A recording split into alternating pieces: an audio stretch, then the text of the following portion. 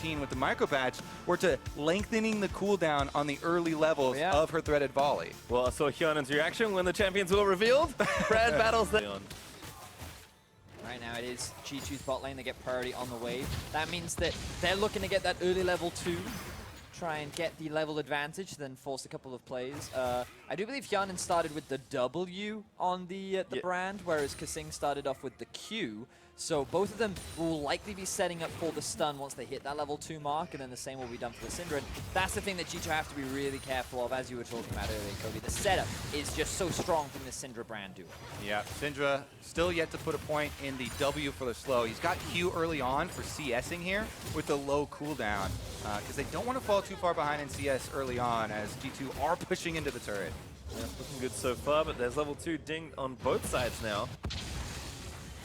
Going to give them a little bit more options. She does go for the stun second here for Kobbe. So, again, that setup where you get the Syndra stun into the brand chain is a possibility. Also remember, as they're CSing under the turret, they do different amounts of damage to minions here than they do on Summoner's Rift, so it is definitely much more difficult. Until you get used to it, and then they're like, oh, it only takes one shot on the... The other thing that's different as well is that cannon minions... Oh! They already got the first CC, ignite down Hjarnan. Gets topped by Airy, but actually not enough to get a kill there. That's a big miss for Splice. Yeah, that's a lot of summoner spells used as well. Flash traded for 2 flashes on the side of Splice.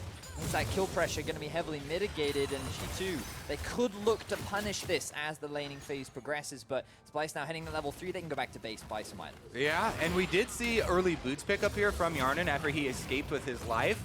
That will help you dodge some of the skill shots, but again, Syndra stun comes out so quick. Even with the boots pickup, that same thing could be, you know, what they're going for next time, and Hjarnan won't have the flash for number 2. Also see that Kobbe has made that back, like you were mentioning, Vedius. These decent cannon waves can make it quite different on when those timings are. But Kasing has not gone back yet, although that's cute. Some biscuits just got delivered to the Splice duo, so gonna have a bit more sustain here. Yeah, we don't have full information on all the minor runes that they have chosen, but the biscuit delivery should be seen quite a lot in this tournament, especially since they're trying to get all the sustain for the lane dominance and not give up experience with their recalls. Also the purchase here, you can see Syndra going for just more combat power with the Doran's Ring, rather than, you know, the move speed that we saw on G2 side. Everyone again just kind of hanging back. Wadid looking pretty strong there at level 4 now, but once again, teams are just kind of happy to trade farm for now. G2, in that respect, are ahead by a few.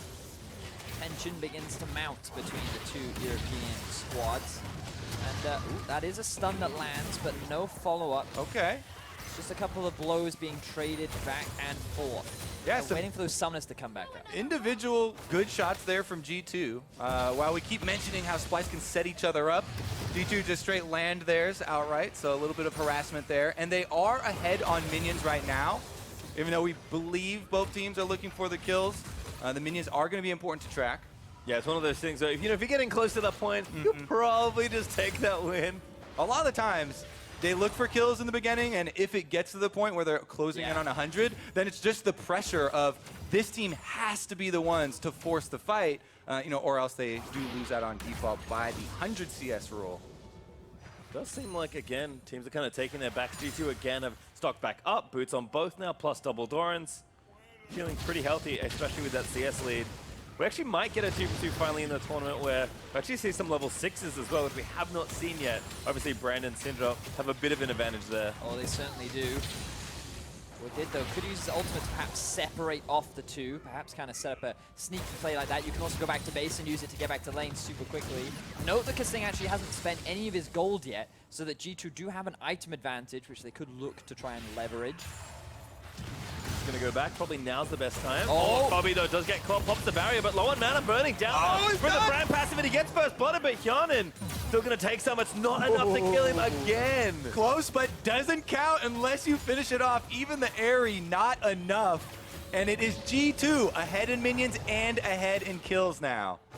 Also getting ahead in turret damage. Remember, that's the other way you can win the 2v2.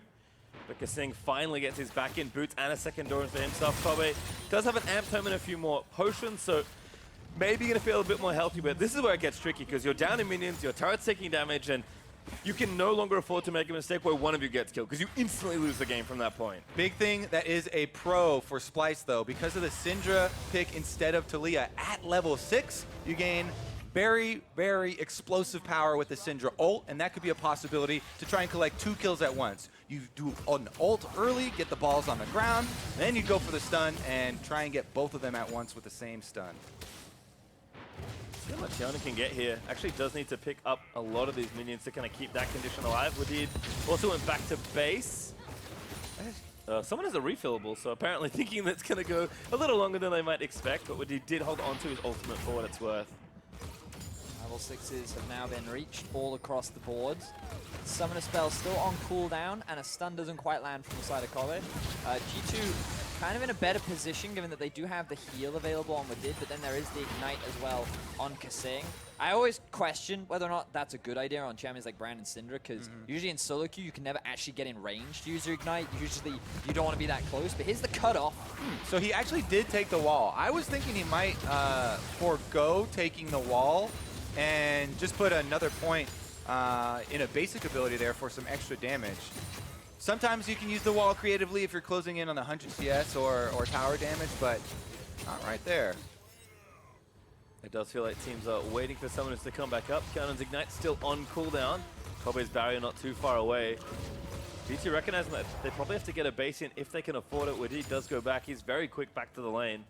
And again, I think at this point, G2 might actually be settling in to farm it out. Yeah, so Splice should actually let the wave push right now because there's a cannon going against non-cannon, which means that they can close that CS gap just a little bit. And then once the cannon spawns on their end, that's when they need to look to start being super aggressive, try and force summoner spells, try and sacrifice loads of farm to the turret if they want to try and close this gap between them that is pretty significant at this point in the game. Also might find a good opening for that all-in that we're really expecting from Brand Syndra. But I think, again, Kobbe still a few more seconds left on barrier. Then we might see something started. Hjarnan will not have ignite for 10-15 seconds, it feels like. I'm excited, though, with all the flashes back up.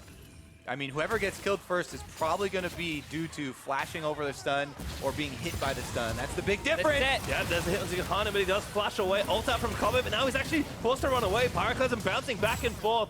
He's going to take his relic and be okay. It's 2 low mages, but no one dead. Oof, all ultimates have been used here, so no surprises left. And still, G2 hold the CS lead, and they haven't lost a member.